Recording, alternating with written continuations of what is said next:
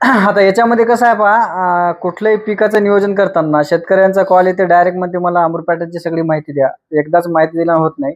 कुठलंही पीक असो किंवा याच्यामध्ये महत्वाचं आहे का ते नियोजन जे आहे ते एकदा सांगल्यानं नाही होत, की हे आपल्याला पिकाच्या कंडिशननुसार वातावरणाच्या हिशोबाने आपल्याला नियोजन करावं लागते. जसं मी 3 महिन्याचं नियोजन जर तुम्हाला एकदा सांगून दिलं आणि 3 महिन्यामध्ये जसं आपलं पहिले खत 30 दिवसाला आहे, नंतर 12-12 दिवसाला, आपण 15 दिवसाला खत देतो. आता दुसरं खत देताना जर 1 महिना पाऊस नाही पडला किंवा तुम्ही व्यवस्थित 12 दिवसाला खत दिलं आणि तुमच्या शेजाऱ्यांनी 20-25 दिवसाला दिलं, सारखं खत व्यवस्थापन आपलं पडत नाही ना. तर त्या ठिकाणी नियोजन करताना वेगळं नियोजन म्हणजे बदलते, थोडं चेंज होते. याच्यामध्ये पाऊस लेट पडला तरी नियोजनामध्ये चेंज होते. आता मागच्या वर्षीचं शेड्यूल याच वर्षी राहील असं काही नाही, कारण दरवर्षी हे बदलत राहते.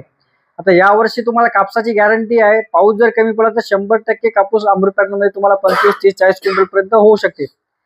पावसाचं कसं आहे, काळ्या जमिनीमध्ये पोळल्यानंतर पाऊस पडला तर कापसामध्ये बोंडसड येते, पण बोंडसड यायला नाही पाहिजे याची माहिती आपण ॲपमध्ये देईल समजा यावर्षी.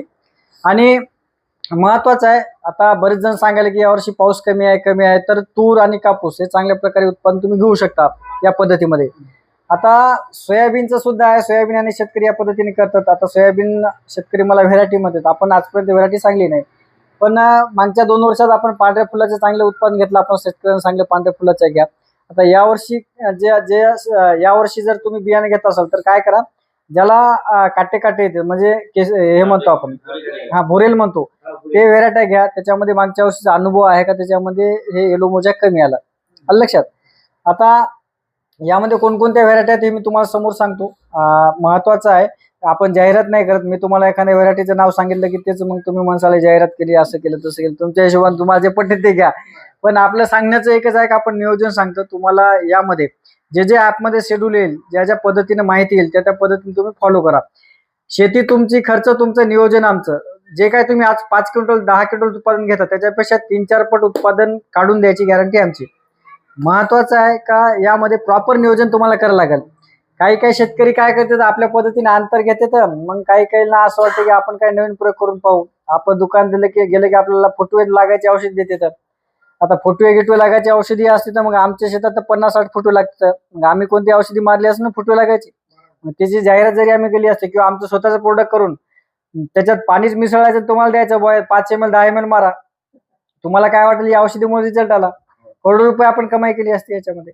तर महत्वाचं आहे की फुटवे लागायचं कुठलीही औषधी नाही. याच्यामध्ये प्रॉपर नियोजन सुरुवातीपासून, जमिनीपासून पहिली फळफांदी फक्त 3 बोटावर यायला पाहिजेत. शेंड्याची पण फळफांदीतलं अंतर फक्त 2 बोटं राहायला पाहिजेत. म्हणजे बोडापासून शेंड्यापर्यंत 5 फूट जर झाड असेल तर 40, 50, 50 फळफांद्या राहायला पाहिजेत. 8 ते 10 फूट झाड असेल तर कमीत कमी 50, 55, 70 पर्यंत फळफांद्या राहायला पाहिजेत.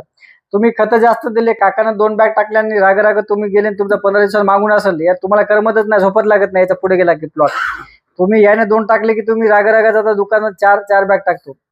त्या खताने वाढण झालं तर दुकानदारानं तुम्हाला कापूसच वाढायचं ते म्हणतो. वाढणं म्हणजे काय झालं, फांद्यातलं अंतर डायरेक्ट लांब पडलं. तर खत व्यवस्थापन करताना प्रामुख्याने नत्रयुक्त खतं जमत नाही. जसं DAP, 18-18, युरिया असे खतं नाही जमत. युरिया दिला, नत्र दिलं की हे डायरेक्ट अंतर लांब पडते.